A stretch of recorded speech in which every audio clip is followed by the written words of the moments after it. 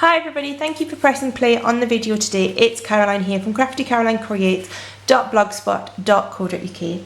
Today's project is building on something I have seen an awful lot of on the internet recently, and these are these gorgeous shadow box frames that are all made from cardstock, and I've seen them used for cards a lot, but I thought they would also be a great way to use to make a gift box, just a little bit special. So this was a bracelet I am giving to a friend for her birthday, so I'll make sure she's got this before the video goes out. But basically if we slide that in, we can see it makes a really beautiful sort of gift box. So I will show you how I made it. Started with a piece of very vanilla cardstock that measures, let me just get that in so you can see the lines, there we go. That measures just a smidgen smaller than 8 by 8, so it's basically 7 and 15/16 of an inch. And we're going to do quite a bit of scoring on here. We are going to score on all four sides at 1/2 inch, at 1 inch, at 1.5 inches, and at 2 inches. And then we will rotate it 90 degrees and we will score it again 1 inch, sorry, 1/2 inch, 1 inch, 1.5 inches, and 2 inches. Rotate it again 1/2 inch, 1 inch, 1.5 inches, and 2 inches. And the last one, 1/2 inch, 1 inch, 1.5 inches, and 2 inches. I will put all of these dimensions on my blog as always. We've made a nice grid on all sides. What we're going to do then is also along with one of your score lines along the top of your scoring board, we are also going to score at 2.5 inches, but just down 2 of those score lines. Can you see that? Yeah, so I've scored just down the first 2 score lines. And we're going to do that again at 5.5 inches and just score that down to that first score, those first 2 score lines that you can see that there. Rotate it 180 degrees, so those lines we have just done are at the bottom, and then we're going to do it again, so 2.5 inches and 5.5 inches, but just down 2 of our score lines. Okay, we'll put that away, and we are then going to start by folding and burnishing along all of those long score lines we've just made. Okay.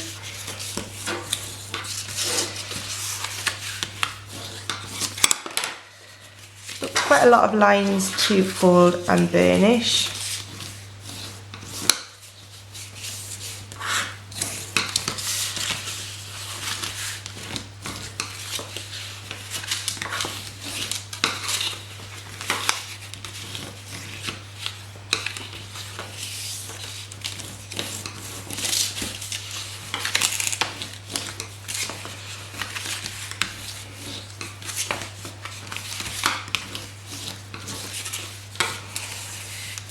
Okay, is that it? Yeah, all done.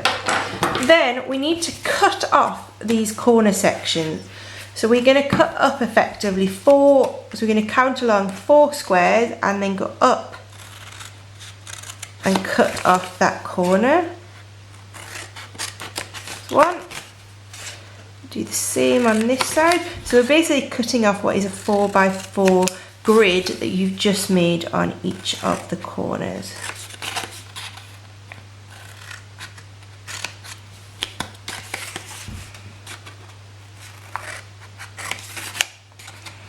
Okay, last one off nicely there. Okay, now do you remember when we did those 2 little score lines here? What we are going to do is this is going to become what is going to become effectively our chamfered corner. So what we need to do is cut from the edge there to across on a diagonal like that. Okay, and then also on to miss 1 square and then go to this one and cut across on a diagonal like that. Okay, so what we've effectively made is that sort of shape, and we are going to then just cut off that like that. Okay, so we get that sort of shape. So we'll do it again here. So the first square we've made, we're going to cut across to that diagonal there, And then we're going to do the same on the third square and then nip off that shape. Okay, so you're taking that sort of shape out. What's that? Is that a rhombus? I'm not sure. I'm not sure. Any maths teachers out there that can tell us what shape that is, please leave me a comment below. Help with geometry a little bit. So we'll cut off that square there, and then finally this corner as well. Okay.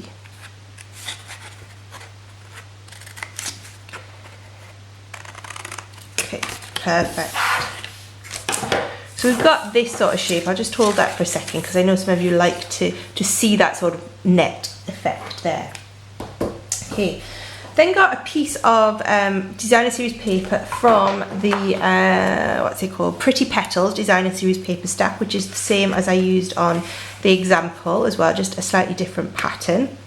This one has a mint macaron primary colour, and we're just going to stick that firstly in the centre like that. I'm just going to use some fuse because I have that to hand, but you could use snail for this just as easily.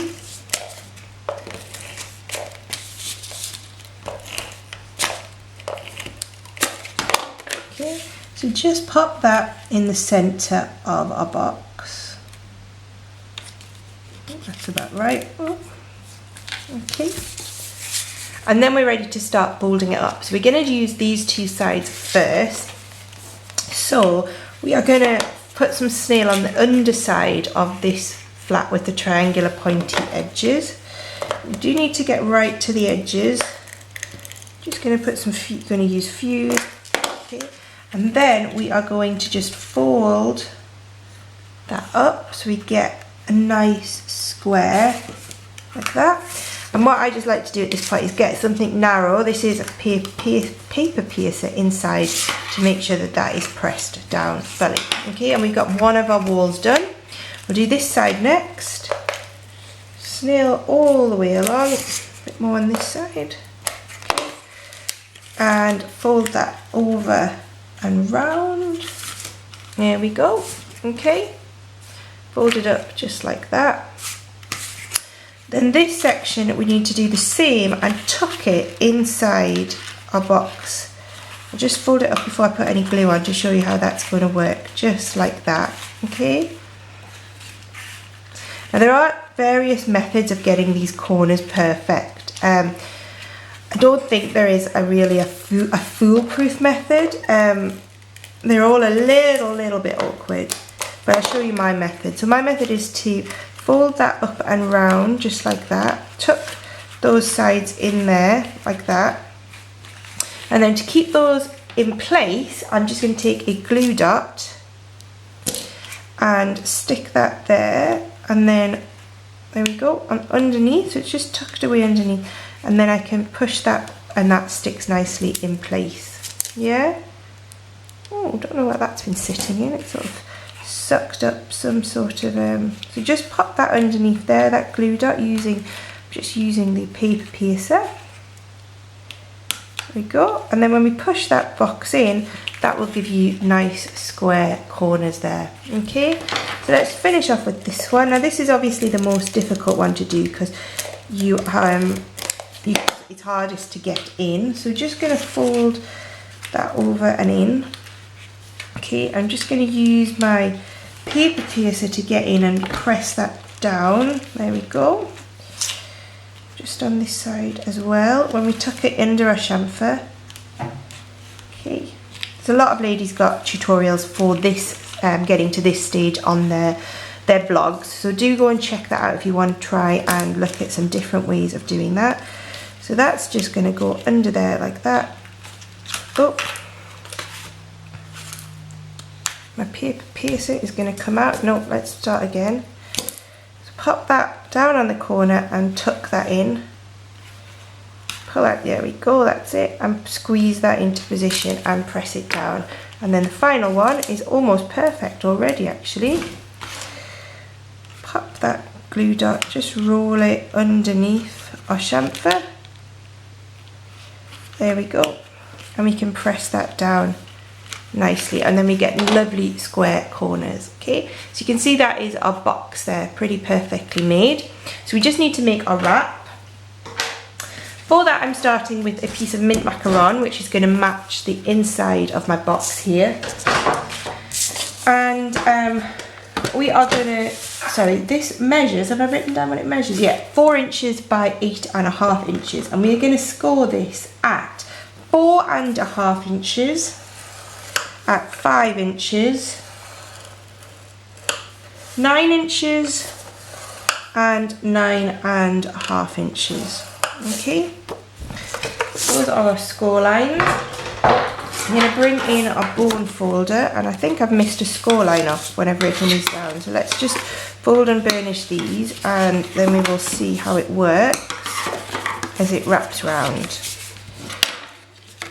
Yeah, I think the dimensions are a bit wrong, aren't they? I've got this extra bit here, so I'm just going to cut that off, and what I will do is I will double check these dimensions and I will make sure that they are right on my blog.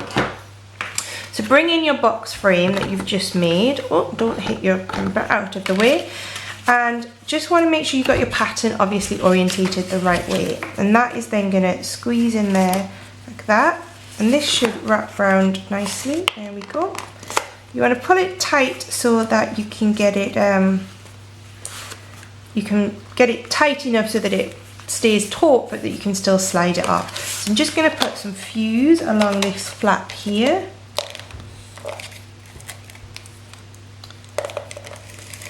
There we go. Am I the right way around? Yep.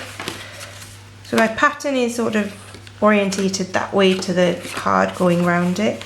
I'm going to just bring that round and stick that down there. Okay. And all that is left to do now is to decorate up our sleeve.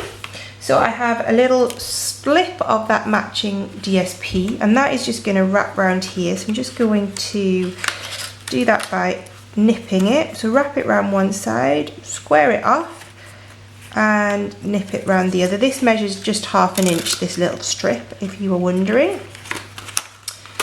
I'm going to put a little bit of glue on there, a little bit of glue on here, and then again just make sure you got your flowers the right way up and where you want it to be, about that distance there. This is actually possibly one of the first projects I've done in a long time. It doesn't actually have any stamping, we're just decorating it using the DSP there. And as you can see on this one, what I've done is made a little bow using the Bow Builder punch from Stampin Up. So I just need to find, so that's it. This is my, nope, that's not it, that's the other one. Find the DSP that matches.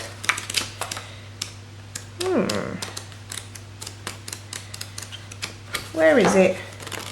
I can't have used it all, I'm sure. There we go, there it is. There we go, find a sheet of that DSP. I'm just going to punch out this stamp, this punch twice. Okay, and if you haven't seen this made up before, it's really quite clever. It's a very sweet punch. So what you need to do is, I'm going to start with these two pieces, which are bows. So I'm just going to gently tease them using my bone folder.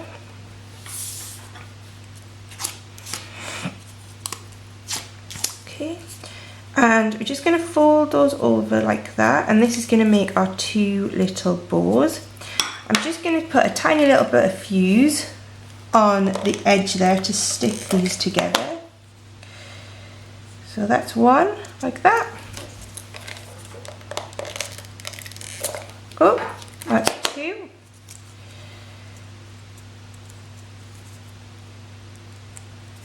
Okay. And I'm just going to use a glue dot then to pop these on top of each other. See, like that. Okay, don't worry about a bit of that lining hiding, showing through, because what we're going to do is take one of these little strips that it prints out as well, and we're just going to wrap that round the centre. Just like that, and that would hide that join. You can see that. And I'm just going to use a glue dot again underneath there to hold that into position. Okay, you can see our bow is coming. And then the last thing we have are 2 tails. Now you can attach these in all sorts of ways. We're just going to do it sort of a straight bow like that today, but you can also attach them like that, which also looks quite nice. So you can put it on your wrap and see which one you prefer. I prefer just putting them straight. Again, I'm going to use glue dots, one on the back of each of my little bows. I guess these are the tails, are they? Not really sure about bow terminology. Okay. Oh, I put that on the wrong side. Put those glue dots on the wrong side. Oh, so you need to put them on this side, like that,